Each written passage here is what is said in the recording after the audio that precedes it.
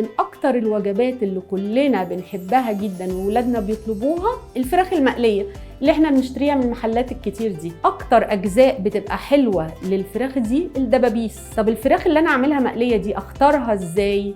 نختار الفراخ الصغيره. طيب جبت الفرخه الصغننه دي، قطعتها ونقعتها وغسلتها في المحلول كده كويس ال4-5 ساعات. اعمل ايه بعد كده؟ اعمل لها تتبيله تانية بقى. التتبيله دي عباره عن ايه؟ اللبن الرايب واحط فيه ملح، حط فيها شويه بابريكا، شويه شطه، بودره ثوم، ونعمل التتبيله دي ونحط فيها الفراخ مدة طويلة. يعني ممكن اعمل التتبيلة ديت وانقع فيها دبابيس الفراخ او قطع الفراخ اللي انا عايزة اقليها بالشكل ده بالليل عشان اقليها تاني يوم. تشرب بقى براحتها. اللبن الرايب دوت بيطري لحمة الفراخ تماما. طيب ازاي اديها بقى الطبقة المقرمشة اللي تلاقيها كده مكرمشة وشكلها حلو وتكبر حجمها؟ هطلعها من التتبيلة اللي منقوعة فيها دي واكون عامله شويه دقيق ونشا، التلت نشا والتلتين دقيق. النشا بتخلي الحاجه مقرمشه وكريسبي.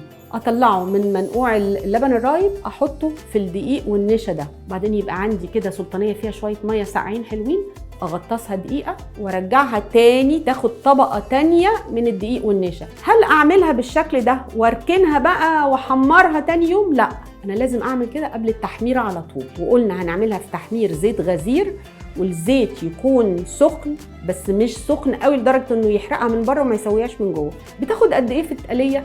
حوالي من 8 ل 10 دقايق حسب حجمها. وخلاص طلعتها، بقى عندي كميه الفراخ المقرمشه المحمره اللي انا بشتريها جاهزه.